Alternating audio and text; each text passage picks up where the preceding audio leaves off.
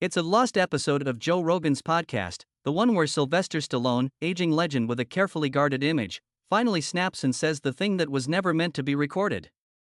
What starts a friendly conversation about old age, movies, and fighting turns into a psychological duel about who earns more, the host or the guest.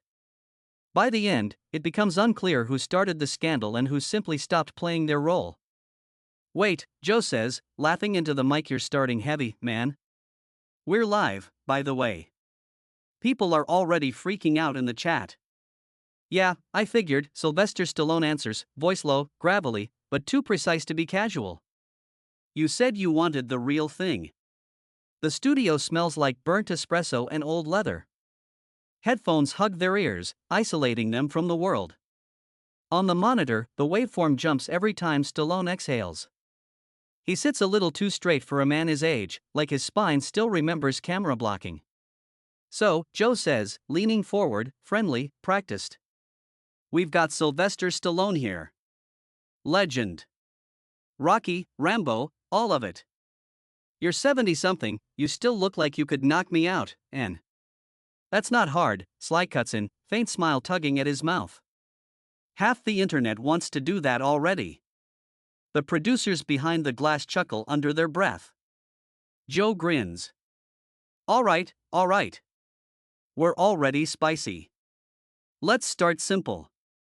When you look back at your life, man, what are you most proud of? The movies? The characters? The fact that you're still here? Stallone adjusts his headphones like the plastic suddenly weighs a ton. I'm proud, he says slowly, that I survived the character everyone fell in love with. Rocky almost ate me alive. Joe's eyebrows lift. That's interesting. Because to a lot of people, you are Rocky. Yeah, Stallone says. That's the problem. The room goes a little quieter. Someone in the booth turns down the background bed. The silence gets teeth. How's that a problem? Joe asks, dialing his voice softer. Rocky's like, pure underdog. Pure heart. Guy who never quits. Stallone's knuckles tap the table, a slow metronome. You ever try being the underdog for 50 years, Joe? You know what happens? Everyone wants you to bleed on cue. It hits harder than he means it to. Joe feels it.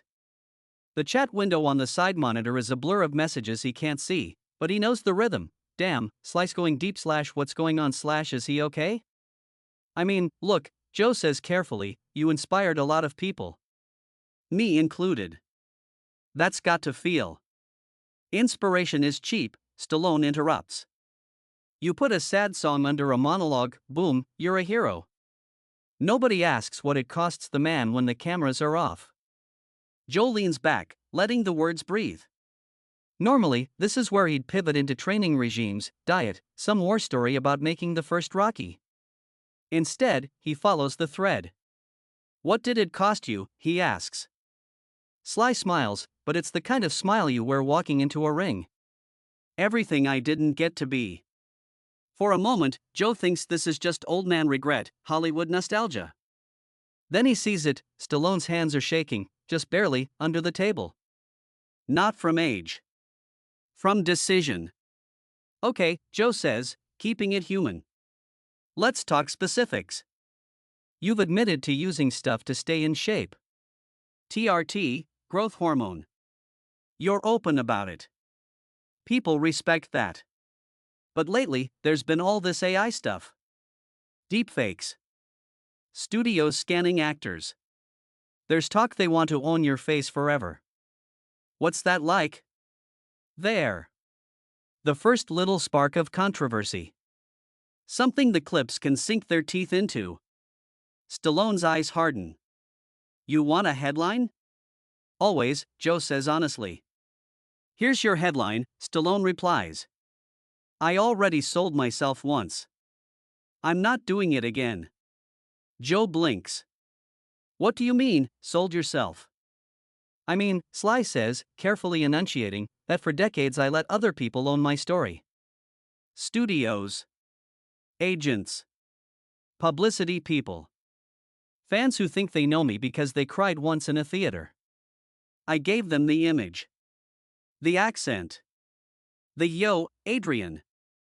Now they want my digital ghost too. Joe whistles. So they really offered you that? Full scan, lifetime usage, all that? Joe, Sly says quietly, they already did it. The room tilts. Behind the glass, the producer's eyes snap up.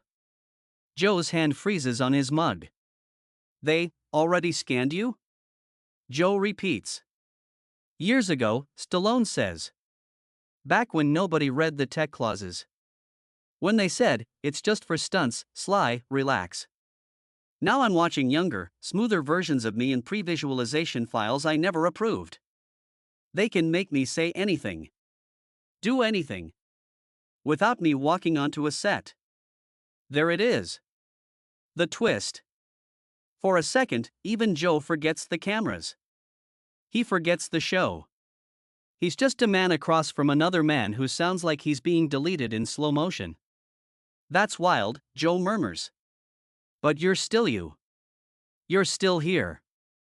People want the real guy, not some digital. That's where you're wrong, Stallone says. People say they want the real guy. But they watched the fake one first. And once they've swallowed enough fake, the real one feels disappointing. Joe shifts, uncomfortable. You think that's happening right now? With you, with this? Stallone looks straight into the black eye of the camera.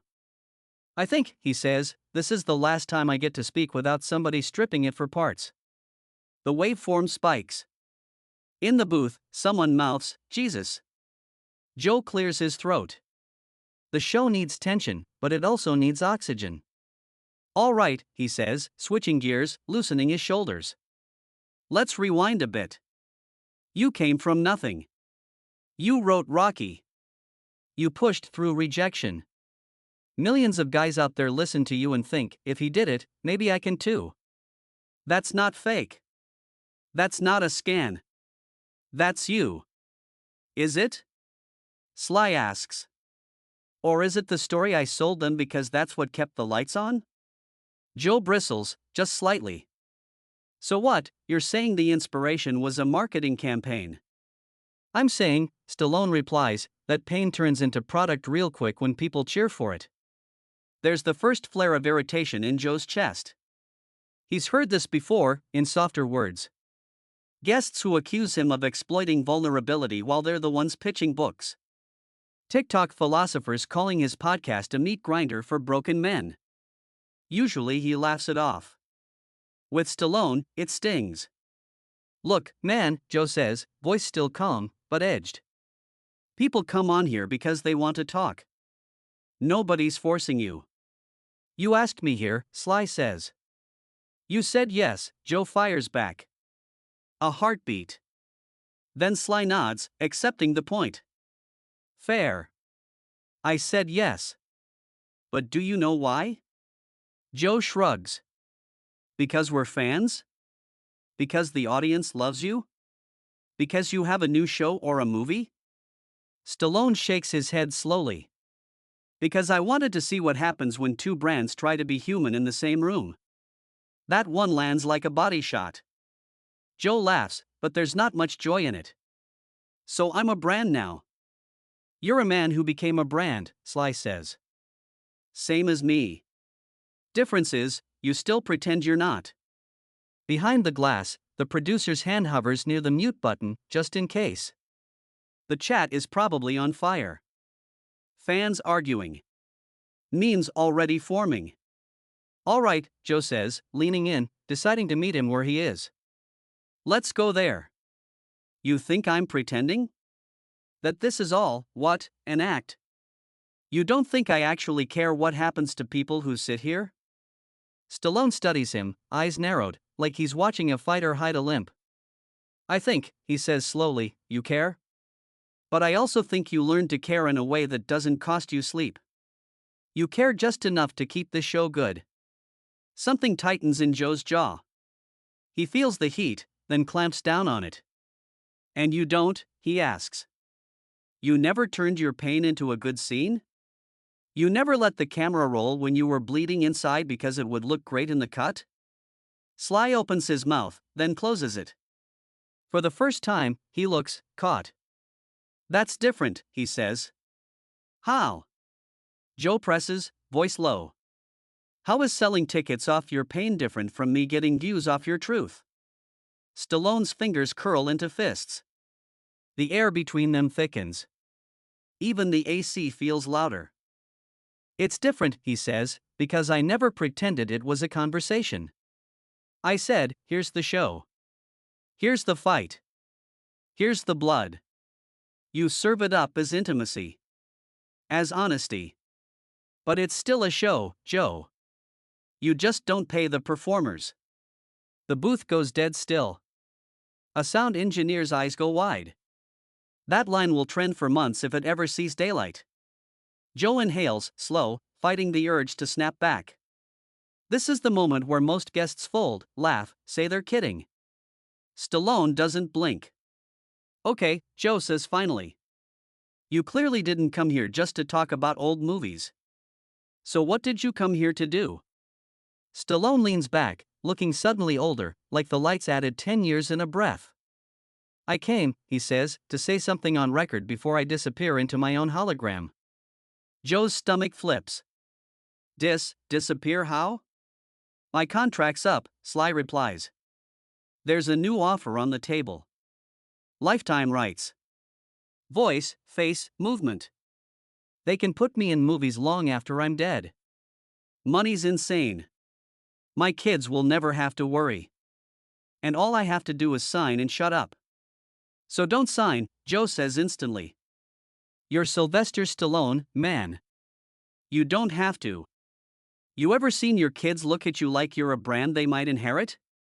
Stallone asks quietly. It does something to your head. For a second, Joe doesn't know what to say. He thinks of his own kids.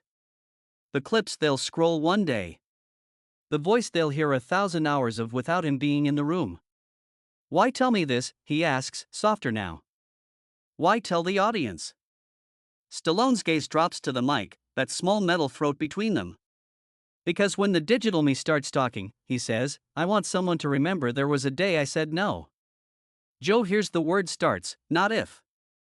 Something cold runs along his spine. Wait, he says slowly. Have you already signed? Stallone looks at him. Really looks. Then he smiles, a sad, lopsided thing. Let's just say this conversation is not supposed to exist. The implication lands like a hammer. Behind the glass, the producer mouths, what the? Joe glances at the red on-air light. At the camera. At the monitor. Who knows you're here, he asks. Everybody who needs to, Sly answers. And a couple people who shouldn't. That's when Joe notices the tiny bulge under Stallone's collar. Not a mic, they already have those. Something else. A separate recorder. You're recording this too, Joe says. Insurance, Stallone replies. You cut it, I have it. You spin it, I leak it. Fair fight. The air turns electric. Now it's not just a conversation. It's a standoff. You really think I'd cut it to make you look bad? Joe asks, genuinely offended. I think, Sly says, nobody stays pure in post-production. That's it. The patience starts to fray. Joe's voice drops into something harder. All right, man. Let's clear this up. You came on my show, wearing a hidden recorder, to accuse me of being part of some machine that's stealing your soul. Meanwhile, you've spent decades cashing checks from the same system. So which is it? Are you a victim or a business partner? The question lands like a bell at the end of a round. Stallone's shoulders rise, fall.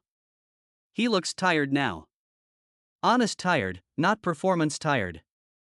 I'm a man who finally realized the machine doesn't love him back, he says. And you, Joe, you're one of its favorite voices. Silence. The kind that hums. In the booth, someone mouths, don't say it, as Joe leans in. I think you're confusing the machine with the audience, Joe says. They're not the same. People listening right now, they care. They grew up with you. They're worried about you. Then here's something for them to care about, Stallone murmurs. He turns, staring straight into the camera again. If you ever see me on screen after today, saying how grateful I am, how blessed, how I wanted this all along, just know it's the copy talking. Not me. The words hit like a slow, quiet bomb. Behind the glass, the producer drags a hand over his face. We can't air this, he whispers to no one. Joe feels the show veering off a cliff. His instinct is to grab the wheel. Steer it back into something personal, something emotional, something that feels like hope. Sly, he says gently. You're still here. You've still got time to say no, to walk away, to. I already tried walking away, Stallone says. You know what happens when you step out of the ring? They hire a younger version of you, or they build one. Either way, the fight goes on without you. You just stop getting paid. There it is again. The choice that isn't a choice. Control that feels like surrender. Joe's voice tightens. So what do you want from this? From me? Redemption? Witnesses? A trending hashtag? Stallone shakes his head. I want, he says quietly, one piece of tape or I'm not a brand. Just a tired old fighter who knows the bell already rang and stayed in the ring anyway. It's almost tender. Almost. Joe looks at him, really looks, past the legend, past the jawline, past the carefully curated myth. For a second, he feels it, the weight of a man who has been performing his own life for so long he's not sure how to step off stage. Then the host in him kicks back in. Okay, Joe says. Here's my problem. You came into my house and turned this into a trial. You brought your own recorder. You're talking like I'm the executioner and you're the last honest man in Hollywood. But the truth is, you're still in control. You can say no. You can walk. You can disappear. You just don't like the price of freedom. Stallone's eyes flash. You think it's that simple? I think, Joe says, holding his gaze, that sometimes a man chooses the cage because he doesn't know who he is without the bars. The sentence lands like a right hook. For a heartbeat, Stallone looks stunned. Then the old fighter returns, the one who took hits for a living. You talk pretty for a guy who sells vitamins between conspiracy theories, he says. The booth winces. Joe exhales, slow. He can feel the thread snapping, one fiber at a time. You know what, man, he says quietly. Maybe we're both cages. Mine has microphones. Yours has scripts. The difference is, I don't come on your set and accuse you of stealing souls. Stallone leans in, voice low, almost a whisper. That's because my set never pretended to be therapy. That's it. Joe glances at the producer, then back at Stallone. His tone goes flat, professional. Cut the feed, he says. Joe, the producer starts. Do it. The on-air light dies with a soft click, turning the room into just another dark box with two men and too many words between them. For a long moment, nobody speaks. The silence is no longer a performance. It's just silence. You'll regret that, Stallone says eventually, tapping his hidden recorder. This was the realest thing you had in years. Joe stands, taking off his headphones. Without the cushion of audio around his ears, the room feels smaller, harsher. Maybe, he says. Or maybe I'm just not ready to let a man's midlife war with his own reflection become another thumbnail with my face on it. Stallone rises too, slower, like a man whose knees remember every fake punch that landed real. You think turning off the cameras makes it less real, he asks. Joe shrugs. No. It just makes it less content. For a second, there's something almost like respect in Stallone's eyes. Then he nods once, a tiny bow, and walks toward the door. At the threshold, he pauses, glancing back over his shoulder. Don't worry, he says. If this ever leaks, I'll make sure they know you tried to end the show. Joe smiles without humor. That's the part I'm most afraid of. The door closes behind Stallone with a soft thud. The studio is suddenly full of ghosts, old fights, old interviews, old versions of these two men that felt simpler, easier, less aware. In the booth, the producer finally speaks. Joe, he says, what do we do with this? Joe looks at the dead monitor, the flat line where the waveform used to dance. Nothing, he says. For now. Later, maybe, someone will find the files. Maybe Stallone's recorder will leak. Maybe a younger, smoother Sly will appear in a future film, grinning into a digital sunset, thanking everyone for their love and support. And somewhere, buried in a hard drive and in the memory of the people who were in that room, will live the one conversation where the legend stepped out of frame and the host turned off his own spotlight. You'll never see the full thing. Not the way it happened. But if you ever hear a voice that sounds like Stallone's telling you how grateful he is to live forever on screen, you'll remember there was a day he sat in front of a microphone, looked into the dark glass, and said no. And you'll have to decide, alone in your headphones, which version you believe.